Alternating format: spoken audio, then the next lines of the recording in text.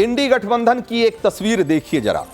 इसी साल मई में लोकसभा चुनाव के नतीजे आए तो ममता बनर्जी, अखिलेश यादव, शरद पवार, तेजस्वी यादव, उद्धव ठाकरे, अरविंद केजरीवाल, तमाम विपक्षी नेता, 26 दलों के नेता राहुल गांधी की अगुवाई में खड़े दिखाई दे रहे थे। जैसे अभी आप देख रहे हैं हमारे सामने जो कटआउट्स में जैसे खड़े दिखाई दे रहे हैं नेता, कुछ इसी तरीके से अगुवाई राहुल गांधी करते हुए दिखाई दे रहे हैं। केंद्र से मोदी सरकार और 19 राज्यों से बीजेपी सरकार को उखाड़ फेंकने का दम भर रहे थे, लेकिन 6 महीने में ही तस्वीर एकदम पलट चुकी है। इंडी गठबंधन की पार्टियां राहुल गांधी और कांग्रेस से अलग थलग होती दिखाई दे रही है। और हाल यह है कि दबी छिपी जुबान से नहीं बल्कि खुलकर कहा जा रहा है कि राहुल में नेतृत्व क्षमता है ही नहीं। उनके इशारे पर चल रही कांग्रेस भी इंडी गठबंधन की अगुवाई के लायक नहीं। इंडी गठबंधन को लेकर राहुल और कांग्रेस के लिए हालात सांप छछूंदर वाले बन चुके हैं। गठबंधन का नेतृत्व खुद छोड़ने का मतलब राहुल की नाकामी कबूलना होगा, और इसमें अगर देरी करते हैं तो इसका मतलब यह हो सकता है कि गठबंधन में बेइज्जती के साथ साथ हाशिए पर धकेल दिए जाने का खतरा बना रहेगा, और आखिरकार इंडी गठबंधन से खदेड़े जाने की आशंका तो है ही। तो इंडी गठबंधन में कांग्रेस जिस दोराहे पर खड़ी दिखाई दे रही है उसमें वो क्या फैसला लेगी ये तो वक्त के साथ पता लगेगा। लेकिन बड़ी खबर यह है कि गठबंधन में राहुल की आखिरी सुरक्षा दीवार भी ढह गई है।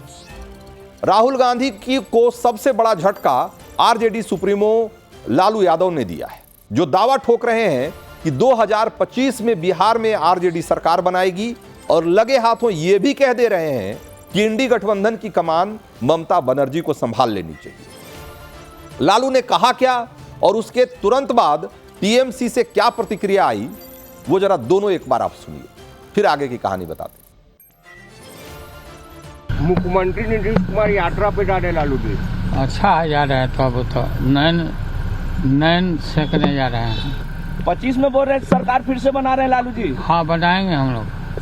नीतीश कुमार दावा कर रहे हैं कि 225 सीट जीतेंगे एनडीए। अरे पहले आँख सेके ना अपना, जा रहे हैं आँख सेक। देखिए, ये बात तो हम पहले ही बोला था, कांग्रेस को समझना चाहिए कि कांग्रेस का लीडरशिप में इंडिया अलायंस फेल हो गया। देश में ठीक बीजेपी का विरुद्ध में जो लड़ाई है वो ठीक से नहीं हो रहा है, तो ममता दी को ले आएंगे लीडरशिप में, उसमें अच्छा ही होगा।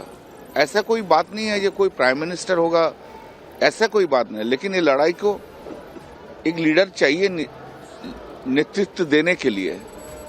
एंड ममता बनर्जी आज देश में जितना लीडर है जो भी है, सबसे आगे नाम है ममता दी को लड़ाई के लिए।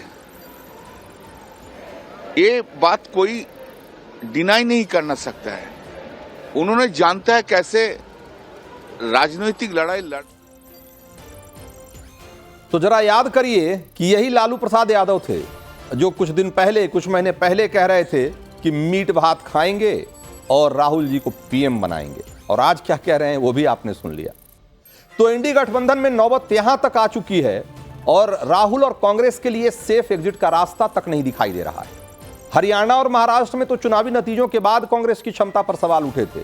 लालू ने तो बिहार विधानसभा चुनाव होने से पहले ही उस पर मुहर लगा दी। ये वही लालू हैं जिन्होंने पिछले साल पटना में हुई इंडी गठबंधन की मीटिंग में राहुल को दूल्हा करार दिया था, गठबंधन का दूल्हा।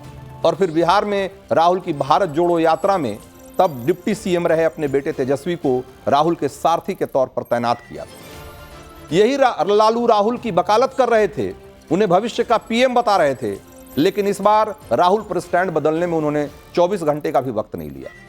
यानी राहुल जिस चक्रव्यूह के सहारे मोदी को घेरना चाह रहे थे, कांग्रेस को नई जिंदगी देना चाह रहे थे, अपने उसी चक्रव्यूह में वो अब अभिमन्यु की तरह घिरे हुए दिखाई दे रहे हैं।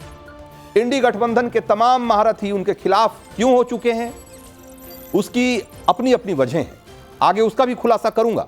लेकिन संसद में राहुल और कांग्रेस की हालत जरा समझिए कि देखिए कि कहां कहां राहुल और कांग्रेस कैसे अलग थलग पड़ती हुई दिखाई दे रही है। संसद में बीजेपी अमेरिकी उद्योगपति जॉर्ज सोरोस से कनेक्शन और फंडिंग पर गांधी परिवार और कांग्रेस दोनों को घेर रही है, लेकिन इंडी गठबंधन राहुल का बचाव करता कहीं नहीं दिखाई दे रहा। आपने इंडी गठबंधन के किसी नेता का बयान, जॉर्ज सोरोस और तमाम जो बातें चल रही है उसको लेकर किसी ने कोई बचाव नहीं किया। दूसरी बानगी देखिए, राहुल संसद में अदानी का मुद्दा उठाने की जिद पकड़े हुए हैं, लेकिन इंडी गठबंधन यहां भी राहुल के साथ नहीं दिख रहा। वो किसी न किसी बहाने इस पर बहस से अलग हो जाते हैं। राहुल इंडी गठबंधन में एकजुटता का मैसेज देना चाह रहे हैं, लेकिन टीएमसी क्या कह रही है? वो कह रही है कि कांग्रेस अपना अहंकार छोड़े और नेतृत्व भी छोड़े। कांग्रेस राहुल के नेतृत्व में बीजेपी को पटखनी देने का दम भरती है, तो समाजवादी पार्टी के बड़े तो छोड़िए, छुटभइये नेता भी ये बयान दे रहे हैं कि राहुल राजनीति के नौसिखुआ हैं और वो सुधरने वाले नहीं हैं। आगे की लड़ाई के लिए विपक्ष को साल 1989 की तरह गठबंधन का नया नेता चुनना चाहिए। तो समाजवादी पार्टी के आईपी सिंह ने 24 घंटे पहले ट्वीट किया था और तब राहुल के बचाव में सांसद इमरान मसूद को कूदना पड़ा था। और आईपी सिंह के लिए उन्होंने, या यूं कहें कि इस बयान से उनको कितनी मिर्ची लगी थी, वो आप इमरान मसूद का बयान सुनकर ही आप समझ जाएंगे। जरा एक बार सुनिए। ऐसे डफर आदमी के बारे में तो क्या जवाब दूं?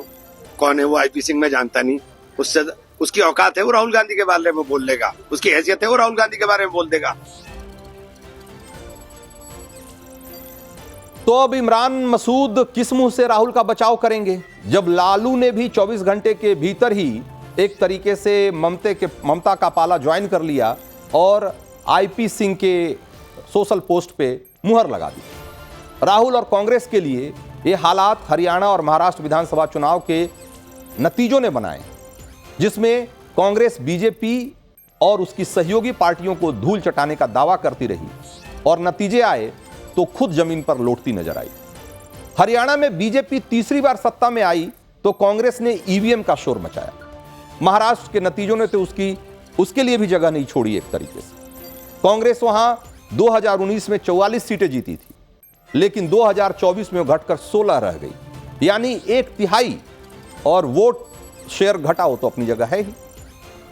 तो हरियाणा महाराष्ट्र के चुनावी नतीजों ने मोदी सरकार और बीजेपी को एक नई मजबूती दी और वहीं इंडी गठबंधन को एक मैसेज भी दिया कि राहुल करिश्माई नहीं, और उनमें वो करिश्मा नहीं जिसकी जरूरत मोदी से मुकाबला करने के लिए जिसकी जरूरत है। यानी एक तरीके से कांग्रेस की अगुवाई में लड़ना एक हारी हुई लड़ाई लड़ना है। और इसी नतीजे पर पहुंचकर इंडी गठबंधन की पार्टियां कांग्रेस से पीछा छुड़ाने और उसे सियासी तौर पर कमजोर करने और उसके वोट बैंक में सेंध लगाने की रणनीति बनाती दिखाई दे रही। और इस कतार में सिर्फ यही पार्टियां नहीं है।